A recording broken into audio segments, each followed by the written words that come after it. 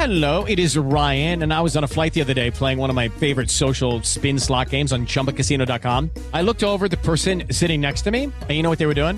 They were also playing Chumba Casino. Coincidence? I think not. Everybody's loving having fun with it. Chumba Casino is home to hundreds of casino-style games that you can play for free anytime, anywhere, even at 30,000 feet. So sign up now at ChumbaCasino.com to claim your free welcome bonus. That's ChumbaCasino.com and live the Chumba life. No purchase necessary. VGW. Void were prohibited by law. See terms and conditions. 18+. With the Lucky Land Slots, you can get lucky just about anywhere. This is your captain speaking. We've got clear runway and the weather's fine, but we're just going to circle up here a while and get lucky. No, nothing like that. It's just these cash prizes add up quick. So I suggest you sit back, keep your tray table upright, and start getting lucky. Play for free at LuckyLandSlots.com. Are you feeling lucky? No purchase necessary. Void where prohibited by law. 18+ terms and conditions apply. See website for details. Lucky Land Casino, asking people, what's the weirdest place you've gotten lucky? Lucky? In line at the deli, I guess? Aha, in my dentist's office. More than once, actually. Do I have to say? Yes, you do. In the car before my kids' PTA meeting. Really? Yes. Excuse me, what's the weirdest place you've gotten lucky? I never win and tell. Well, there you have it. You can get lucky anywhere, playing at LuckyLandSlots.com. Play for free right now. Are you feeling lucky? No purchase necessary. Void where prohibited by law. 18+. Terms and conditions apply. See website for details.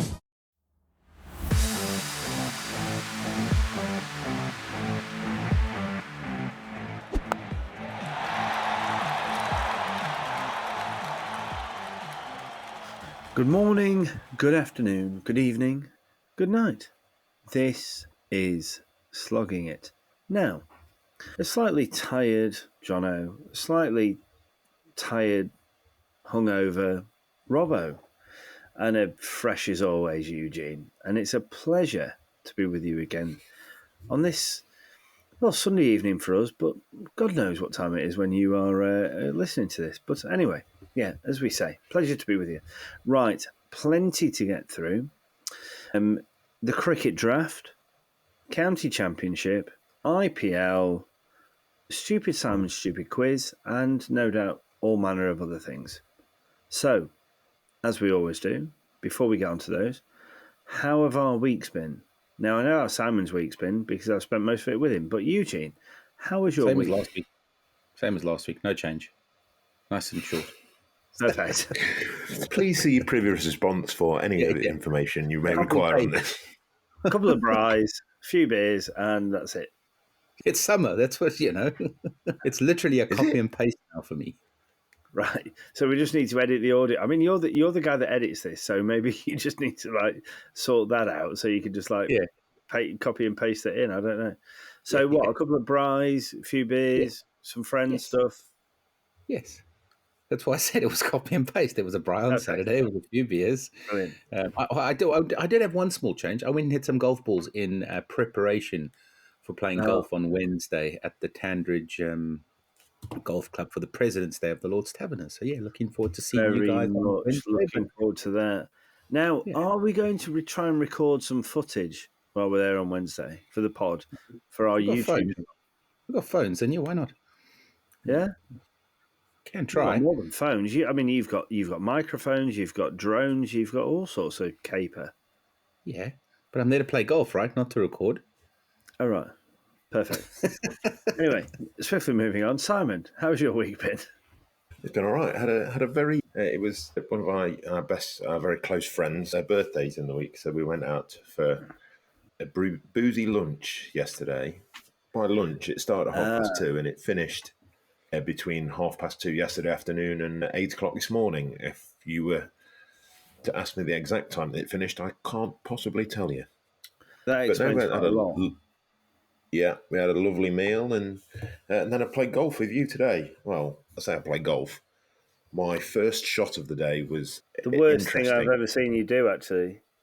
No, Eugene, I cannot tell you, right? Simon's got this. He's got this lovely setup routine whenever he plays golf, right? And I can see it, and I'm stood behind him. I'm going, right, we're on the first tee. Simon, right? I know he's hungover, but his pre-shot routine looks grand, right? Simon then, I mean, I don't know which part of the club it hit, but it was definitely the base of the club. There was none of the. It wasn't the face of the club. None of the face of the club. So much so that it maybe landed. Well, it never went up. It went straight down. He completely topped it, and it only just rolled off the front of the tee box. Right, Oh. and I was like, make the red my tees. Christ. No, if it wasn't a golf day, it would have been a full cock out event. Yeah.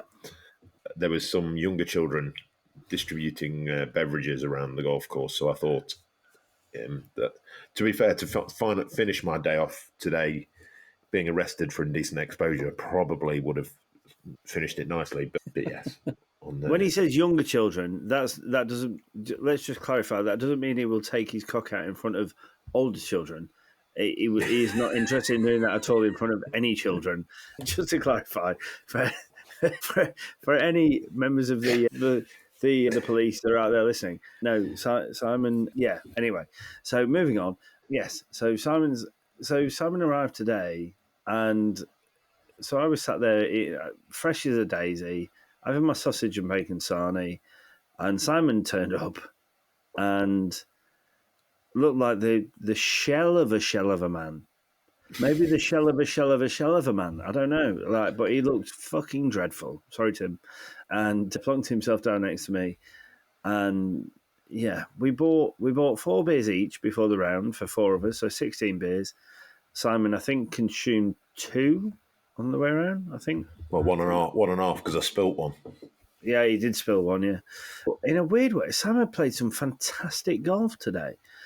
Through 12 holes was looking like he was going to probably win it.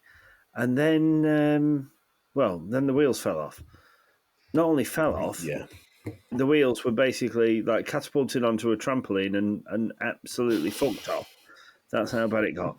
But yeah, it was a pleasure as always, especially to play with Simon's father, the man that I call Dad. No, I call him father, actually. I call my dad, but I call Prob father. Anyway, we should probably get on some cricket chat anyway, shouldn't we? Right, cricket draft. Now, we announced this very, very, very, very late. I say we, I mean I, because I saw it, and obviously Dante and the cricket draft lads, we've done some stuff with them before. And then I just thought, right, I'd seen it, and they've had this new app launched in partnership with the ECB and stuff. And I think it's really good that we support them. So we have selected our county championship sides. Now, I am very much back on form in terms of getting everything fucking wrong, because I've selected a side where half my lads I'm not even sure they've done the toss yet, to be fair. I decided to pick a load of lads playing at Durham and a load of lads playing at Derbyshire, neither of which have even seen the middle yet, so which has been a bit of an issue. But if you can, and if you like stuff, the 3 of us enter for a laugh, right? But we'll do some really cool spot prizes from Woodstock. We will eventually decide what the big prizes are going to be from Woodstock throughout the year, but they will absolutely be worth winning. You're talking about a minimum of probably 350, 400 quid for third, probably 500, 550 for second, and probably 6, 7, 750 for first. So big prizes available. They are just TBC. But yeah, if you can and you want to, then please do get involved in our league. Eugene, no doubt, will be able to do some jiggery pokery magic stuff and tell people what the code is to join our league. I think it's called the Slogging It Gary Kirsten Trophy League type thingy, isn't it? Is that Slogging It Gary Kirsten? What, you can search it through that? Yeah, it's called. I mean, if you search Slogging It Gary Kirsten, I'm pretty sure there's not going to be another league called that. So yes, no, but I actually called it. I think I called it the Slogging It Gary Kirsten testimonial league type thingy or something like that, because we love Gary Kirsten on this podcast, not for being good at batting or cricket particularly, but because Eugene loves him, we've decided that we all love him. So, and that is how it shall stay. Anyway, talking of the county championship, now One thing we haven't mentioned in the last few weeks is our love for the Lord's Taverners. Now, there have been a couple of massive bits of news come out about the Tabs this week. Firstly, on, was it Friday? I think. Yes. Thursday, Friday. So Mark Curtin, the glorious man that is Mark Curtin, who we have interviewed on the podcast, brilliant interview that we did with him maybe 18 months ago. He was at the Oval Thursday or Friday last week to discuss cricket with the Prime Minister, Rishi Sunak. When Rishi said, "Here you go, here is £35 million," which Mark said, "Thank you very much." No, but Mark and the Tabs only get a portion of that. But one thing that we have been calling out for a long time on this podcast is extra awareness of cricket within the state school system, and that is what this money is designed to do. 35 million quid, 16 regional hubs. I say hubs, they're like domes, if you like. They've been created for tennis and have been serving the tennis fraternity, if you like, for a long time, but now specifically designed for cricket, which is fantastic. The ACE programme and Chance to Shine are also involved, but 35 million quid in order to try and drive forward the amount of kids and young people playing cricket between now and the time that the men's and women's T20 World Cups roll round by the end of 2030, which, gentlemen, is phenomenal news, is it not? Yeah, I mean, what a great story.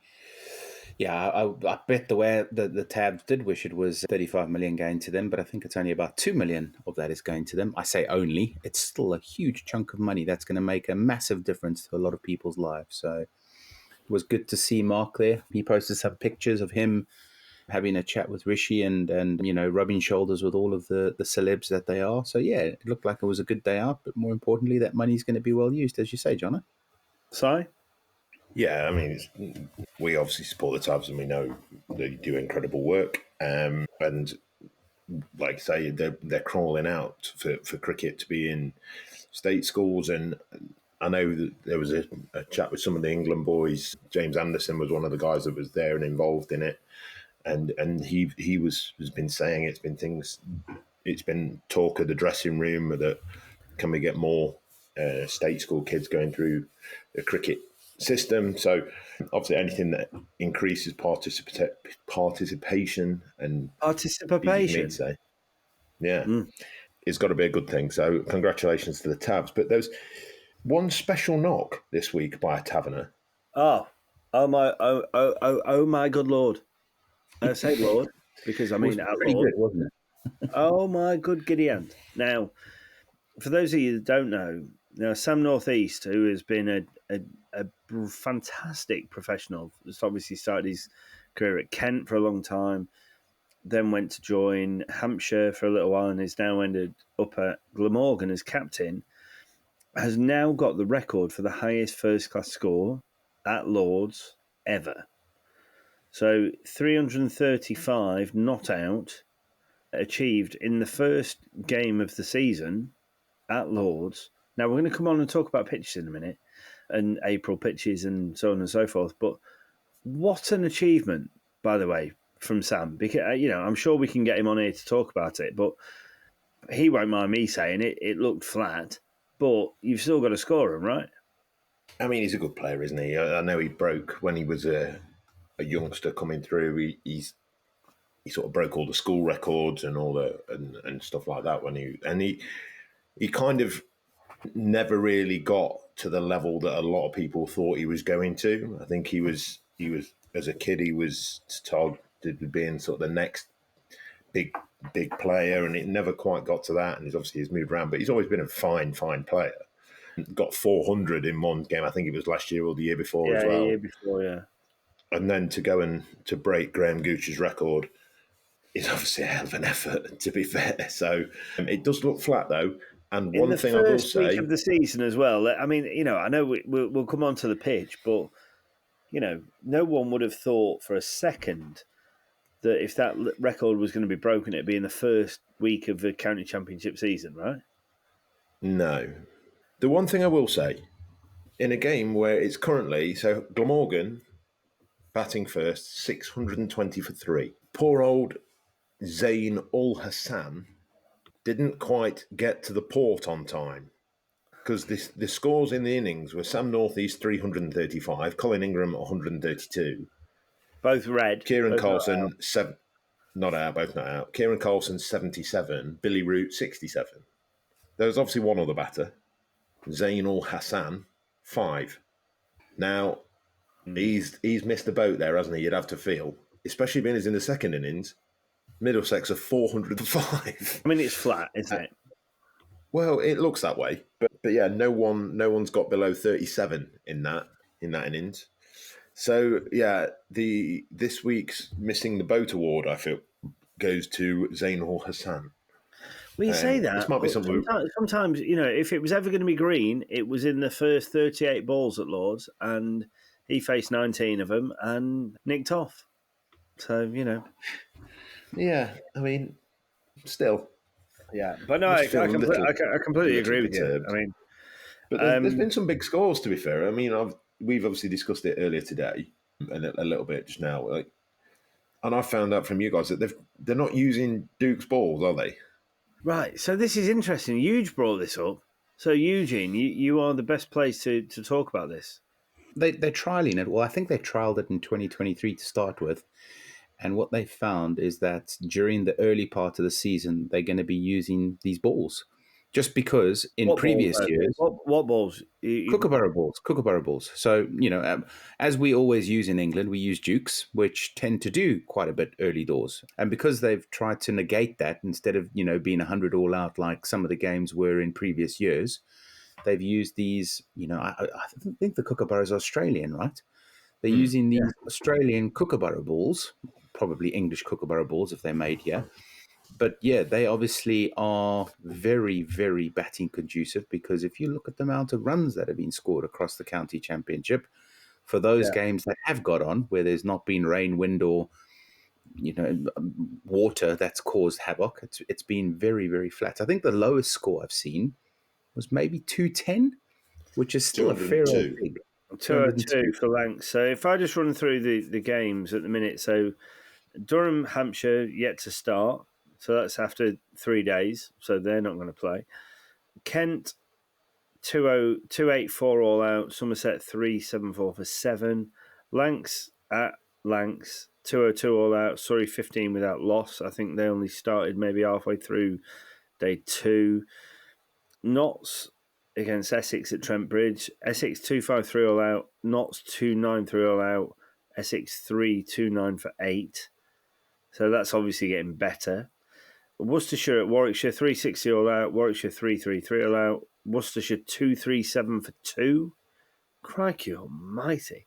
Derbyshire and Gloucester at Derby yet to play, but according to people I know who played there in the 2s last week, it's never going to get on. As we know, Glamorgan 620 for 3 declared, Middlesex 460 for 5. Northants playing at Hove against Sussex. Northants 371 all out, Sussex 351 for 6. Yorkshire 72 for 2, following Leicestershire's 354 all out. Yeah, that's it. So, but a lot more runs being scored in the county championship in the first week of the season than you probably would have ever expected. But is that the balls? It can't just be the pitches, right? It can't just be the pitches. The pitches. I mean, Simon and I's club, Papawick. Now, I've been up there, and it's. I mean, they cut it, and it looks like rolled mud. It's dreadful because of the amount of rain that we've had. Certainly this far north. I know they're not playing at Derby, obviously, but it's mental. How this amount of runs are being scored considering the weather we've had. Hello, it is Ryan, and we could all use an extra bright spot in our day, couldn't we? Just to make up for things like sitting in traffic, doing the dishes, counting your steps, all the mundane stuff. That is why I'm such a big fan of Chumba Casino. Chumba Casino has all your favorite social casino-style games that you can play for free anytime, anywhere with daily bonuses. That should brighten your day a little. Actually, a lot. So sign up now at ChumbaCasino.com. That's ChumbaCasino.com. No purchase necessary. VGW Group. Void where prohibited by law. See terms and conditions. 18+. With the Lucky Land Slots, you can get lucky just about anywhere. This is your captain speaking. We've got clear runway and the weather's fine, but we're just going to circle up here a while and get lucky. No, nothing like that. It's just these cash prizes add up quick. So I suggest you sit back, keep your tray table upright, and start getting lucky. Play for free at LuckyLandSlots.com. Are you feeling lucky? No purchase necessary. Void where prohibited by law. 18 plus terms and conditions apply. See website for details. Hello, it is Ryan, and I was on a flight the other day playing one of my favorite social spin slot games on chumbacasino.com. I looked over at the person sitting next to me, and you know what they were doing? They were also playing Chumba Casino. Coincidence? I think not. Everybody's loving having fun with it. Chumba Casino is home to hundreds of casino-style games that you can play for free anytime, anywhere, even at 30,000 feet. So sign up now at chumbacasino.com to claim your free welcome bonus. That's chumbacasino.com and live the Chumba life. No purchase necessary. VGW. Void where prohibited by law. See terms and conditions. 18 plus. Here's an interesting thought on it. Is it because these pitches have been so damp and wet over the past, well, obviously since the winter, they're a lot slower? Therefore, the batsmen have more time? I think what were you guys saying, or somebody was saying that, when the bowler bowls, especially I think we were talking about it last week, if Mark Wood had a bowler ball, it would leave a crater in the pitch. Now, I know there's not big divots being taken out, but yeah, I've got a theory that it's just, put it this way, from some of the games that I've watched this weekend, the batsmen just look like they got so much time. Yeah, I think that'll be part of it. It's all. I mean, these guys. You're talking about a lot of these grounds now. They have state of the art drainage. They have state of the art drying facilities. They've got UV lamps. They've got all this other kind of stuff. So they can make the best of a not a great situation. For me, it's a bit of a sign. Was it if they're using Kookaburra balls to get the bowlers used to bowling the Kookaburra balls, because obviously when you go and play in Australia and other parts of the world, we have to use Kookaburra balls.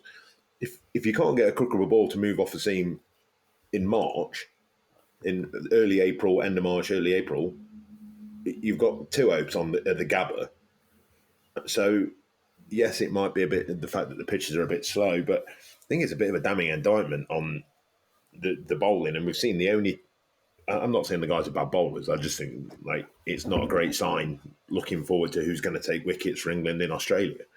And you look at the ones that you say is a lowish score is at Old Trafford, which has been spinners. I mean, Dan Lawrence got 4 for and the other lad, the leg spinner, has got 5 for, and the bowled Lancashire out for 202. And we were talking about how that would work there, and Tom Hartley is playing with Nathan Lyon, which is good. But like Eugene mentioned it earlier, we were talking about the lad from Somerset that goes to India, gets 17, 18 wickets in 3 tests, and even in the squad to play for Somerset. And you're going, all right, hang on a minute, what we going? What's going to happen here? How's it going to work? Are we again? And to be fair, I don't know if the match is at Somerset or if it's at. Please hold caller. It's interesting. I don't think he'll get in the side anyway. And I did say that because of at the end of the test series. Canterbury. Right? Canterbury, yeah. Yeah. So, I mean, it'll be interesting. Who are they trying to help? That's the thing for me. They've obviously changed to these balls for a reason. Whether that's because they were Bashir's not playing anyway. No, that's what I mean. That's what we're talking about. Why is he not playing? Well, I don't know if they've gone in with double seam attack, because I know obviously Lewis Gregory got a couple of wickets. Obviously Jake Ball's gone down there. Don't know Casey Aldridge. I don't know Ned Leonard. But I know Josh Davies is a seamer as well. So they might have gone in with an all-seam attack, to be fair. But yet the other side has selected Lyon and Hartley. Yeah, well, that's Lancashire have done that. And then you look at Kent have picked Parkinson and Jack Leaning. And they've both got wickets. Parkinson Jack doesn't Leaning. play Kent. Matt Parkinson. No, not. He's got 2 for 116. Sorry, Matt Parkinson. Sorry. I'm pretty sure that's what he said. Forgive me. Forgive me. I got it wrong. I apologise. Forgive me. I got it wrong. I apologise. Yeah, I mean, by the looks of it, they've got something wrong. But I don't know. I don't know if I like it. While we need to get away from 68 mile an hour bowlers getting 7,000 wickets, I'm not sure that not using the ball most suited for our conditions when we're preparing. We've said it's a bowl, and we said we need to get these guys ready for who's going to take over from Broad and who's going to be there challenging Anderson and stuff like that for the first test of the year. And then you've decided to test the guys out with different balls in whatever conditions, and that's agreed. Not great for me. Not great for me. But, moving on from the county championship, we have had more IPL this week. Now, since getting back, I've been so bloody busy. I haven't seen any of it really, but I know you two have got views on it. Well, I just saw one of the games. I'm an RCB fan, so I try to support them from the back in the days with Gale and De Villiers and all that. But I saw Kohli scored a ton, and then against Rajasthan Royals, and then lo and behold, the English captain himself, Josh Butler, which ECB advert you want to look at. Yeah, Josh Butler scored 100 to go and win the game for them. I think he was on 94. The scores were level, and he then hit a 6 to get to his 100. So, yeah. This was in the same game, wasn't it, yesterday? So yeah. We're recording this Sunday evening, so this was Saturday, wasn't it? Yeah. Two very good knocks from two very good batsmen. But, yeah, Rob, I know you said that there's another game that scored another 270-odd. Well, there's been two 270s. One of them was a 270 plays 240. There's been a game today, I think, where 234 played 210. So despite me saying the other week that they seem to be trying to bring bowlers back into it a little bit more with the bouncer rule and everything else that's gone off, they just seem to be disappearing out the park. Do we think lads at this level, though, just set themselves for a bouncer? Because they know if they set themselves on the back foot, they can clang it anyway, and then adjust to the full ball. I think possibly. I mean, you talk about what like Kevin Peterson used to talk about when he was batting at the death. He used to set for a slower ball and back his reactions if he was facing like the guys with good slower balls. I'm sure they do. Like, yeah, they'll be coming up with a way to deal with it. It's what makes the use of a short ball so important. How when you use it, where you get it to. Are the guys in control of it? If you're just running in and bowling it chest high, it's no good to man the beast. They'll whop that out of the ground. But if you can get it up sort of eye level, chin level around your head and get it on the right line, it can become a very useful ball. I think the one thing about it... Can I ask you a question? Like, genuine question. I've never asked you this. Like, so when you were playing and when you were playing as a pro, like, was this kind of thing talked about? Like, was this something you were asked to work on, or were you still playing in an age where it was like, okay, just either bowl hard length or top of off stump, or had the variations really come into the game by then? The bounce has always been, for me, like it's always been something. Like you used to put a talk about Glenn McGrath. Like people would talk about Glenn McGrath, and Ricky Ponting made a joke about him in a thing last summer, where he says, "Oh, Glenn McGrath, you're revising all these plans for batters, and what about McGrath just come and go, well, top off with a bouncer." And like so it's always been there. And this is when we've had a conversation about it before. Certainly in long format cricket, you get people going, and a lot of commentators, and I think this is where a lot of it goes wrong when they go, "Oh, you've got to bowl it fuller, you've got to bowl it fuller, you've got to bowl it fuller." Well, if you just want to run in and bowl half full, like you say, these guys are good enough. If you're going to run in and just bowl full of a length, the guys will just come out of the crease and smash you.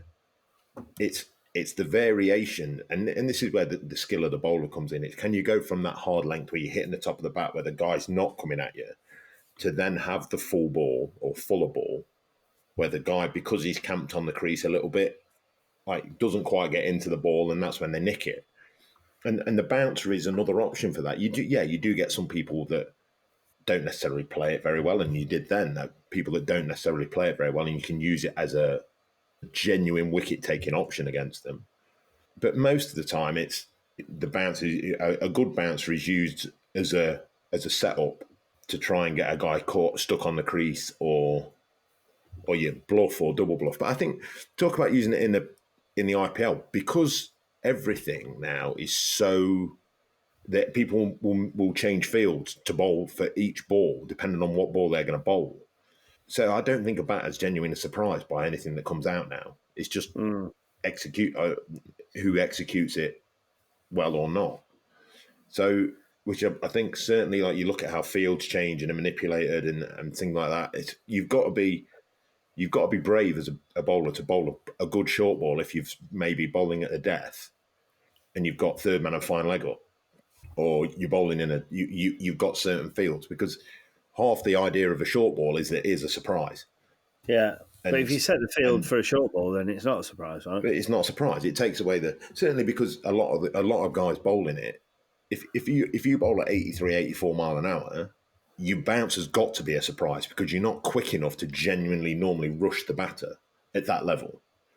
If you're running in bowling at 95, 96 miles an hour, then it doesn't matter. Like, you can know it's coming to your heart content. You best of luck, it's coming at you at 95 mile an hour still, because it takes some doing. But for a lot of the guys we're talking about, the idea of a short ball,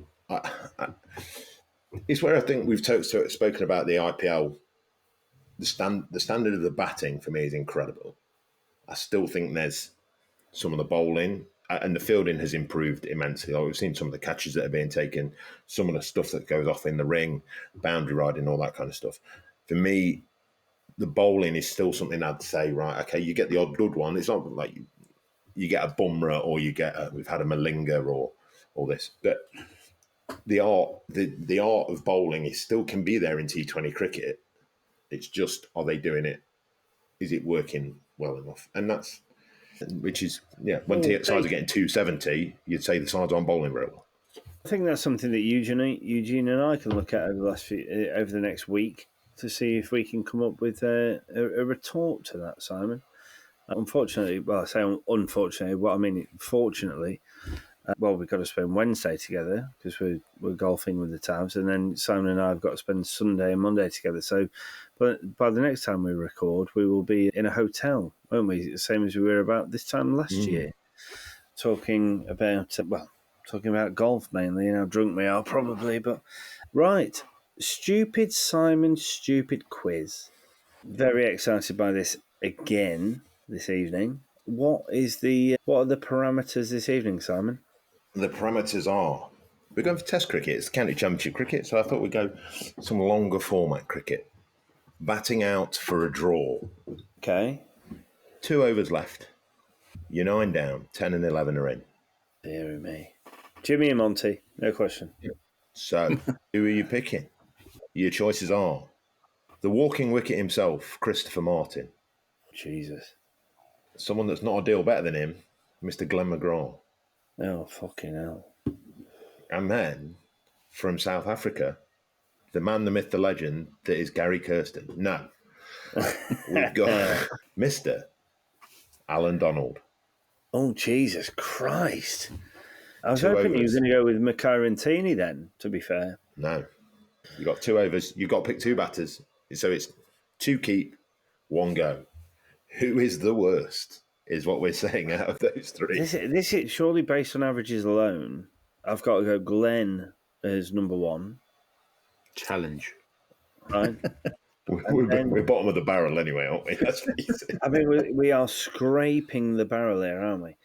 So 10, 11 are in. I've got Glenn McGrath, I've got Alan Donald, and I've got, who was the other one? Chris Martin. Chris Martin. Well, he's been released straight away. He's fucking wank. I mean, this is a bloke who used to turn up to cricket training as a kid on his bike without any cricket kit because he only ever wanted to bowl. So, for me, it's McGrath followed by Donald, and released on your bike is Chris Martin. Yeah, I mean, I am definitely going to be going, and it's not biased, I don't think. I'm actually looking up his stats at the moment. Glenn McGrath averaged 7.36, whereas Alan Donald averaged 10.68. Crikey. So a huge 3 run. So, yeah, I mean, I think that was an easy one. Chris Martin, on the other hand, anyone have a guess at what his average was? Well, 2 point something. You would be very correct, 2.36. I'm surprised it's that high, to be fair. So you've gone Glenn. Have you gone? So I went Glenn then Donald, Alan. then You've got McGrath. Alan then Glenn. Yeah. Okay, Simon. I'm gonna have to go the same. Believe it or not, Chris Martin's ODI average was worse than his Test average. Jesus my Christ. word. He was His so batting bad. average. I mean, his batting Can I just average say- was Average of 2.36. Can I just say though, I was the only one to make my shouts without having the benefit of averages. I was going to be You don't doing that need it. anyway. I don't think you need it, to be fair. Well, Right. no, Chris Martin was being released regardless. Yeah, be we're fair. we're all in unison on that one. That's the one that we all went. Yeah, it was just a matter of which order it was going in. So actually, it wasn't In, the hardest one you've done so far, Simon. It was actually the easiest one you've done in terms of who got released. Yeah, but I thought it was very funny. And Oh, what I well, was going to of say course. is, do you think they'd survive? No. Well, it depends who's bowling. A human. And In which as case, long as no. there is no running between the wickets, Alan Donald's safe. So there's Yeah, a what you fine need at this point is a point. comedy run out. As long as Lawrence Kleesner's on the other end and they're not trying to take a cheeky single to win a semi-final of a Cricket World Cup, then, sorry, I didn't mean to bring that up to all our South African That's listeners. still to all this our- day one of the funniest things I've ever seen in cricket. True story. Did, True I did not think it was funny. I can tell you that for free. Right, It was the gentlemen. fact. Well, Sorry, it was the fact that the running was that bad. The Australians had enough time to roll the ball from one end of the pitch to the other. Yeah. It is exactly 2 months until the T20 World Cup starts. is it really? Yeah. Well, there you go. There you go.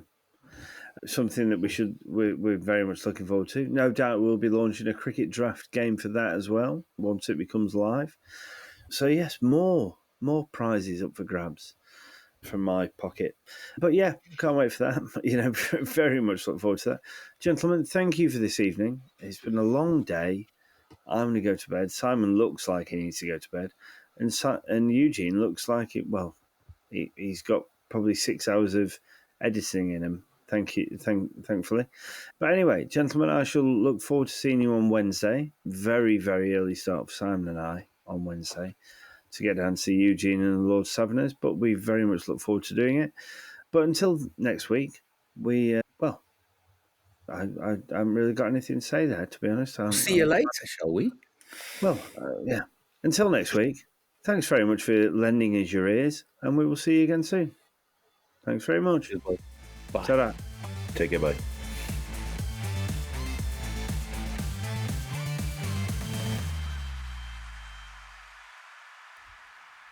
Sports Social Podcast Network.